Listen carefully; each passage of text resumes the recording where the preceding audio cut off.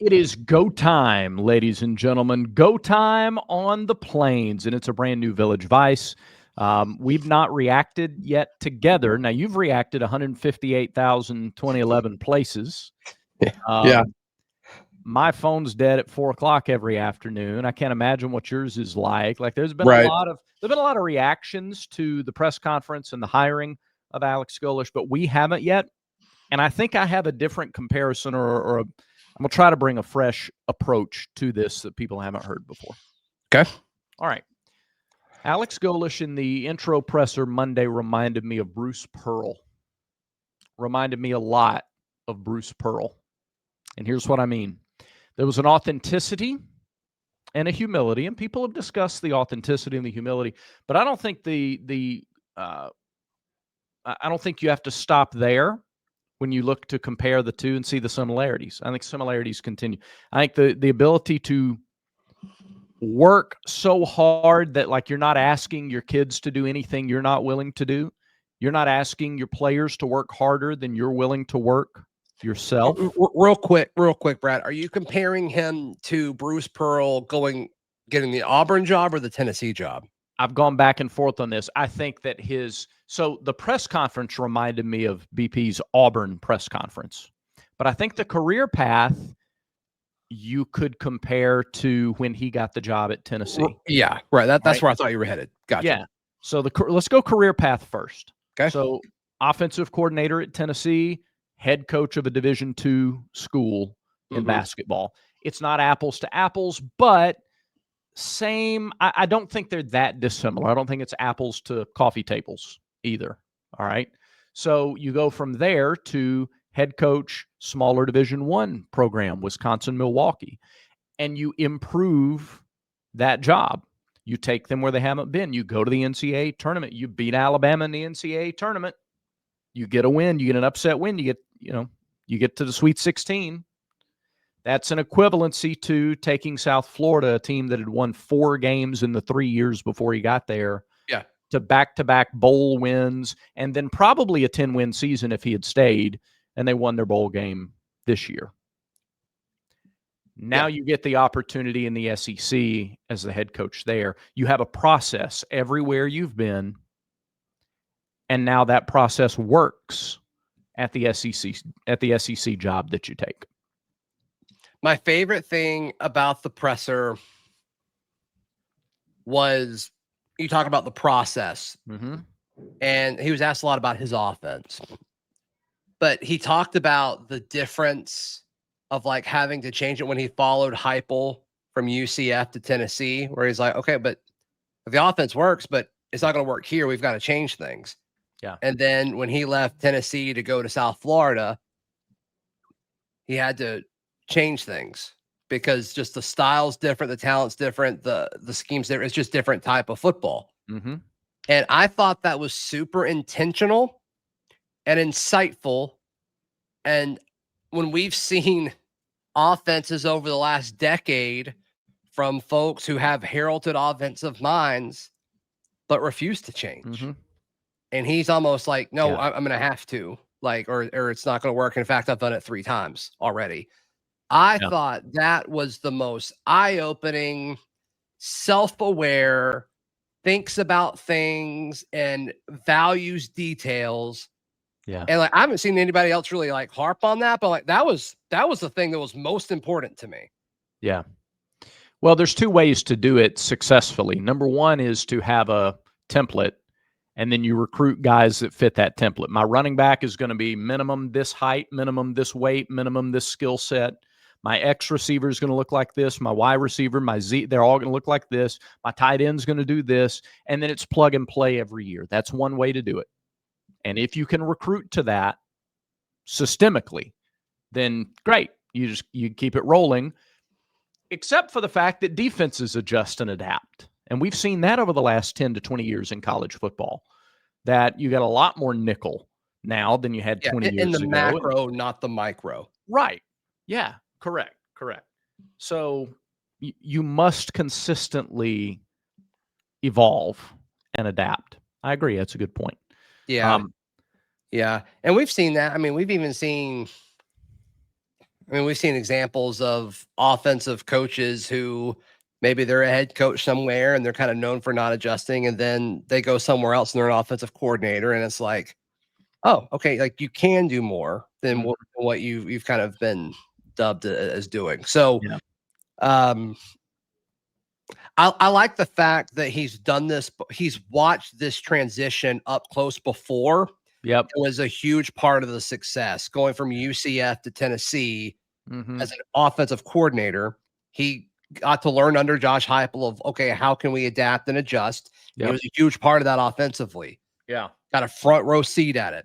And now he gets to do it going from USF to Auburn, which is, I mean, a pretty similar jump because UCF wasn't Big 12 yet when that happened. So really similar jump there. And I think that's important. And I think that's a super unique situation because we talked about, plan A, you obviously get somebody who is won and is currently winning at the P4 level. Ideally in a situation that's as close to Auburn as possible, whether it's in the SEC or whether it's a school positioned similarly to Auburn in another conference. Yeah. Plan B is you get a guy that you hope can, like, the traits translate. Yeah. And this is obviously a plan B, but the traits have been proven at an SEC level just as a coordinator. Like I think it checks a lot of the boxes. It doesn't check every box, but it checks most of them.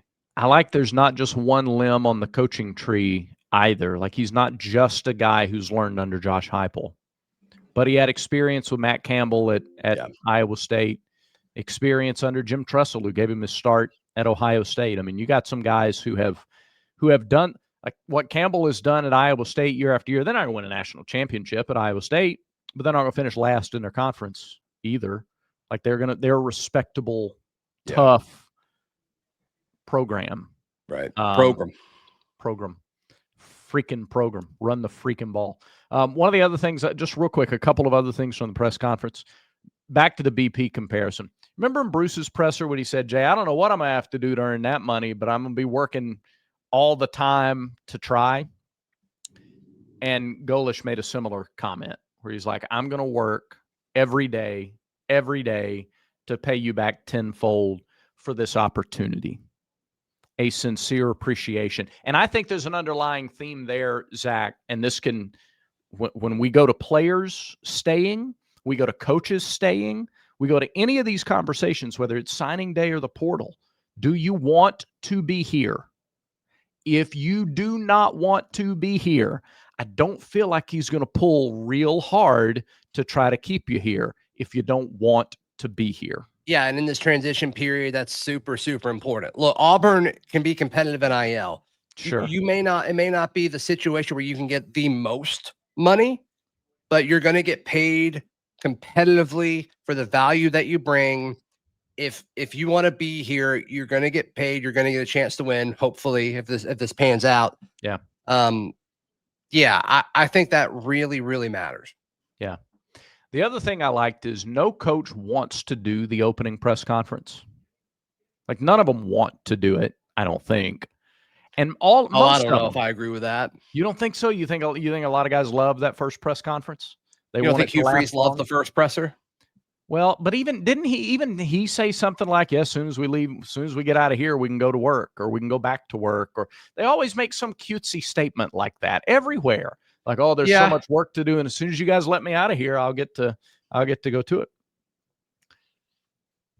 He took his time and answered every question intentionally and thoughtfully. He didn't answer it like somebody on a debate show trying to say it as loud as possible and as quickly as possible, trying to get to the next thing. He took his time and answered thoughtfully and intentionally. Yeah. You can overreact to a presser if you want to or read too much into it, and I do that from time to time. But that's rare. I don't think you see that all the time in press conferences.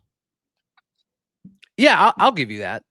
I mean, I said this elsewhere, like there are definitely things that I liked from it. And the more I hear him talk, the more I watch him in past interviews, and the more I hear about him, more that I talk to people who've covered him in other schools, the more I like about Alex Golesh. Yeah. Was the presser on Monday impressive and what Auburn needed at the time? Yes. But I'm done with the whole he won the press conference thing. Sure. We've done that for forever. And so I'm over that. I'm not saying that you're saying that, but I'm just right. You know what it was? It was a soft open to a restaurant. It's a soft open to the restaurant, or it's the grand opening. What kind night. of restaurant do you think? Oh, I don't know. There's a lot of ways you could go with that. All right. There's a lot of ways. I'll let the viewer, the listener, choose for themselves what kind of restaurant. But that's what it is. It's everything's perfect for the presentation, and all you have to go on right now is that. What did you think about the comments about how we're in a race against ourselves? It's like he's in a hurry. Yeah. Well, you know why? Because he wants to win right away. Well, because he's Russian.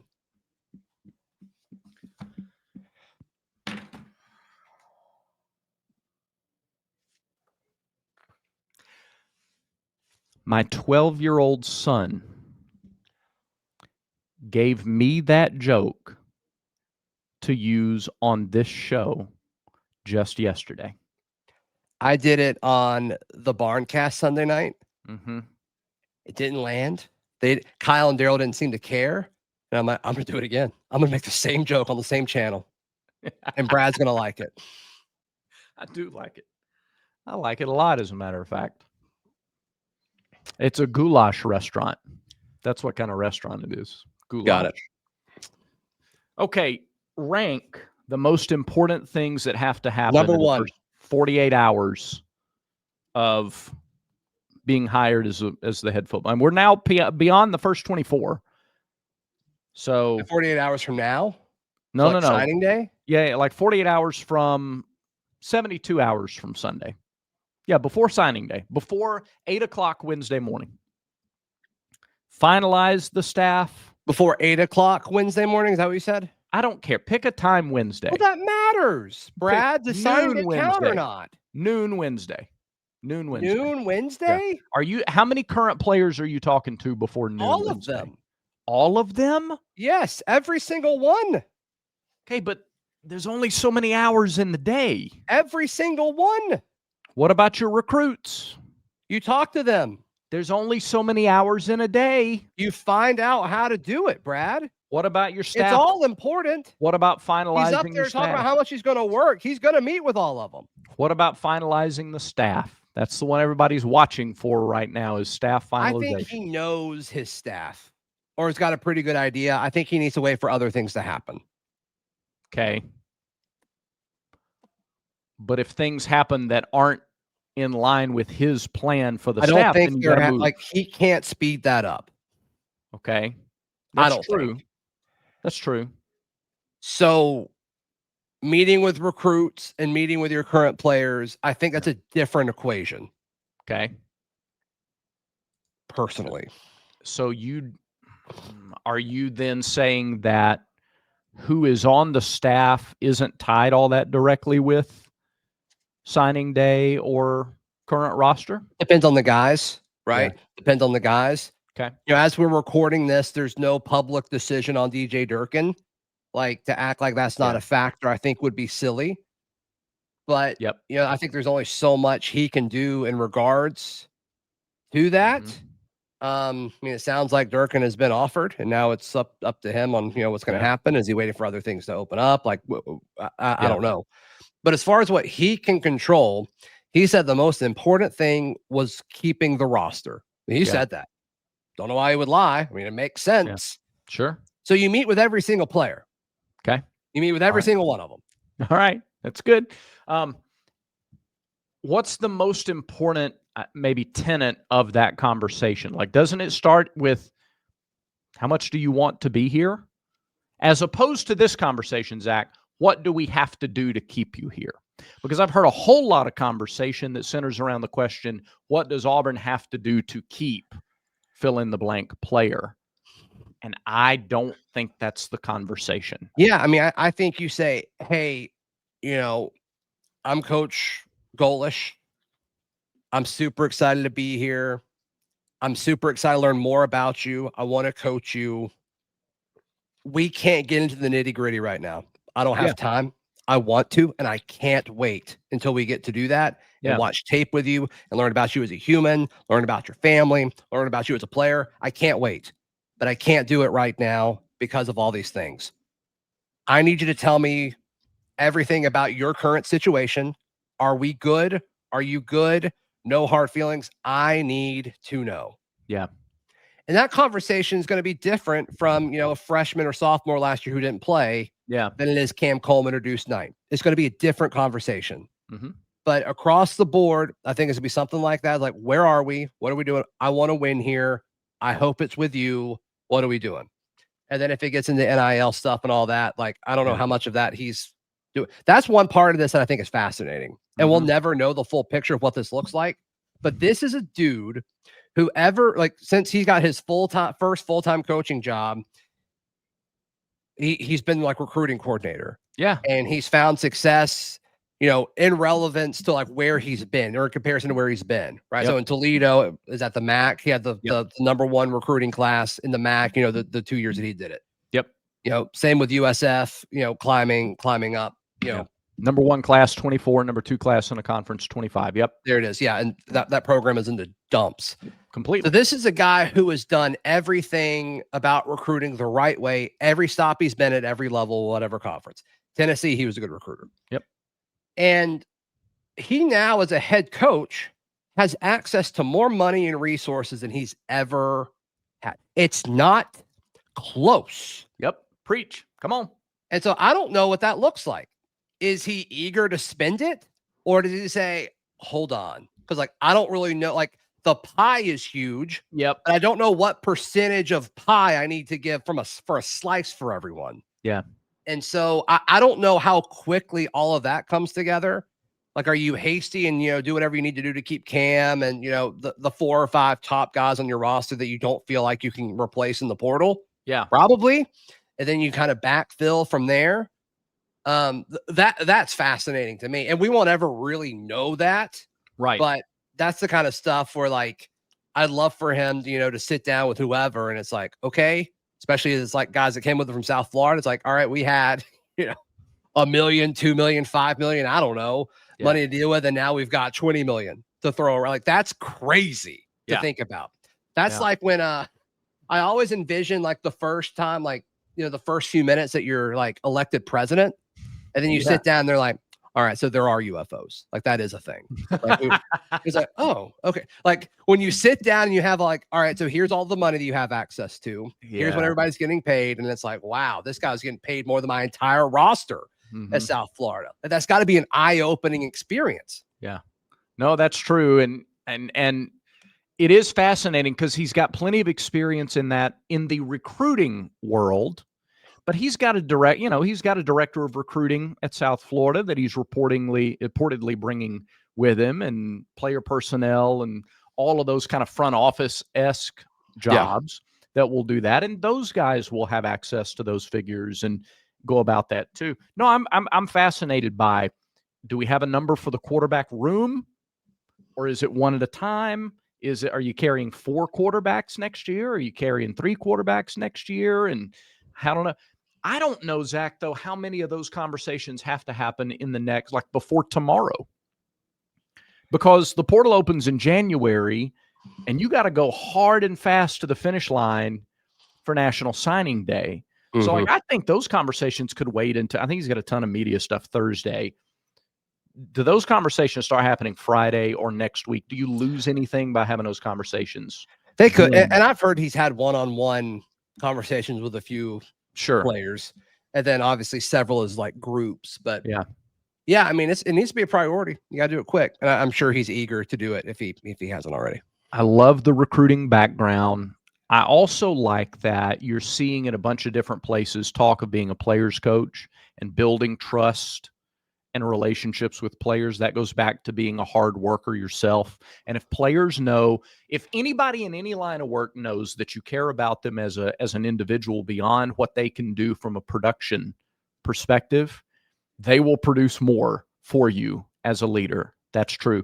If those same people also know that you won't ask them to work any harder than they'll see you working yourself, they will produce at a maximum level for you. There's a track record of that. So I think if people are talking about trust, will the players trust this coach? Can they trust this coach? Well, he's done it everywhere else that he's been. He's built those kind of relationships with players. Right. Right. All right. You can trust Roback. You can trust Roback. And if you haven't ordered Roback yet for your Christmas shopping, what you waiting on? What you waiting for? Get it done now so that those presents can be underneath the tree, Zach. And we got a great promo code for them right there on the screen. Yeah, Barn20. That's the promo code. That's literally it. Roback.com. Use promo code Barn20 for 20% off your order. They've got an incredible selection of different things, as far as collared shirts, quarter zips, pullovers, whatever it is, they got it. Roback.com. Use promo code Barn20. I'm looking. I'm still not seeing any news coming across the wire. The wire, such an old-fashioned term. Yeah, this is Twitter now, right? I mean Twitter. That's what I mean. Yeah, I mean X. Yeah. So, but I want to go back to this and kind of glossed over this point. I think the main question should be going forward: does fill in the blank individual want to be here? If you have talent, you're going to have opportunities to go elsewhere. That's coaches, that's players. And in this day and age, people can come after you from anywhere. I mean, they come after you. If you want to go, you can go. There are there's, I mean, I've had this conversation with different folks, and like some of this depends on how you define it, but there's not a ton of guys that like I don't like that are like irreplaceable. Right. There's guys that you need. There's guys that like you'd rather have than, you know, a similar situation in the portal. Yeah. But there's very few guys that I don't think you could find a similar situation in the portal. So it's like this. It's like this, Zach. You're going in to renovate a house. It's easier most of the time to renovate a house than it is to demolish it and build it back from the ground up. Wow. It's easier and it's cheaper to do that most of the time. Most of the time. Somebody's been watching Fixer Upper.